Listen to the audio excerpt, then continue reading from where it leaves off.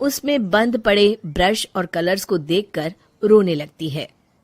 रजनी, चलो ना कहीं बाहर खाने चलते हैं, कुछ तुम्हारी पसंद का। जी मुझे नहीं जाना, मेरी तबीयत ठीक नहीं है। रजनी वहां से चली जाती है। नीरव को समझ नहीं आता कि रजनी उससे इतना दूर क्यों रहती है। वो जब भी उसके साथ वक्त बिताना चाहता है, रजनी कोई ना कोई बहाना बना देती है। एक दिन घर पर कोई नहीं था। रजनी घर का सारा काम जल्दी से खत्म कर लेती है। घर पर अकेले होने के कारण वो सोचती है कि वो आज पेंटिंग करेगी। वो अपने कमरे में जाकर पेंट ब्रशेस और कलर्स निकालकर जैसे ही कलर मिक्स कर रही होती है कि दरवाजे पर बेल बज जाती है। अब कौन आ गया इस वक्त? इतनी मुश्किल से तो मुझे पेंट करने का मौका मिला है। रजनी दरवाजा खोलती है तो उसकी सास अपनी सहेलियों के साथ खड़ी होती है और सब घर के अंदर आ जाते हैं। अरे बहू, सबको शरबत बनाकर पिला दे, बाहर तो बड़ी गर्मी है। उफ। जी। रजनी पेंट ना कर पाने से उदास हो जाती है।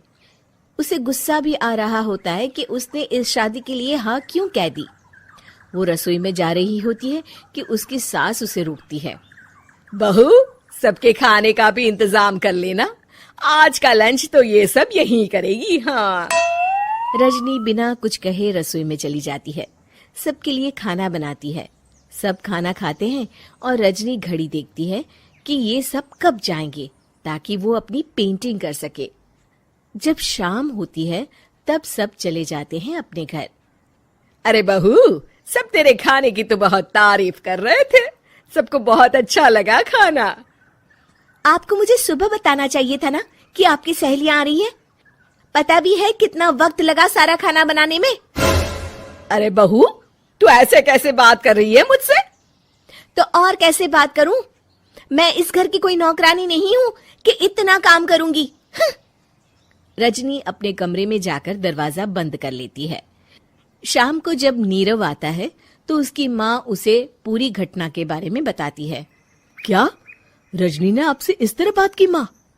हाँ, और पता नहीं उसे क्या हो गया है, शाम से बाहर भी नहीं आई है। मैंने तो कई बार आवाज दी, खाना भी नहीं खाया उसने। तू ही बात करके देख ले बेटा। नीरव अपने कमरे का दरवाजा खटखटाता है। रजनी, दरवाजा खोलो, मैं हूं।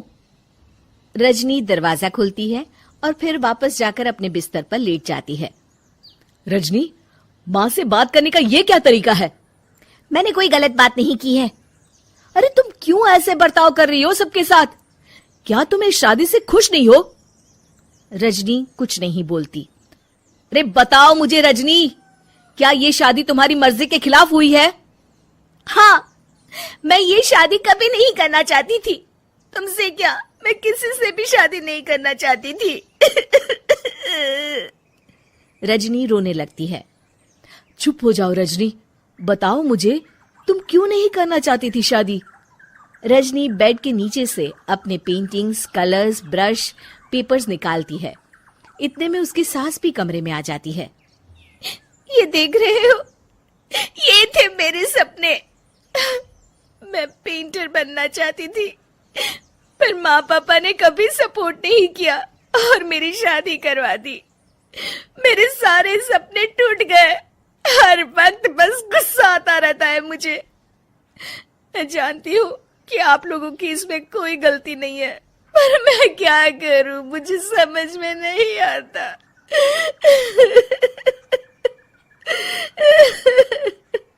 रजनी फूट फूट कर रोने लगती है। मुझे माफ कर दीजिए, आप दोनों के साथ मैं बहुत बुरा बर्ताव कर रही हूँ। अरे रजनी बेटा, चुप हो जाओ तुम। नीरव पानी लेकर आता है। ये लो पानी पियो और शांत हो जाओ। रजनी पानी पीती है और उसकी सास पेंटिंग्स देख रही होती है। अरे नीरव, हमें तो पता ही नहीं था कि हमारी बहू कलाकार है। अरे कितनी अच्छी पेंटिंग्स बनाई है, देखो तो। ये वाली तो मैं अपने कमरे में ले जाऊंगी। आपको ये पेंटिंग्स अच्छी लगी? अच्छी नहीं, बहुत अच्छी लगी। और तुमने हमें बताया क्यों नहीं? तुम जब चाहे पेंटिंग कर सकती हो रजनी। हम तुम्हारे सपनों को पूरा करने में तुम्हारा पूरा साथ देंगे। हाँ बेटा, हम कला की कद्र करते हैं। हम कलाकार तो नहीं, पर मुझे गर्व है कि मेरी बहू एक कलाकार है। रजनी, नीरव और सास तीनों हंस पड़ते हैं।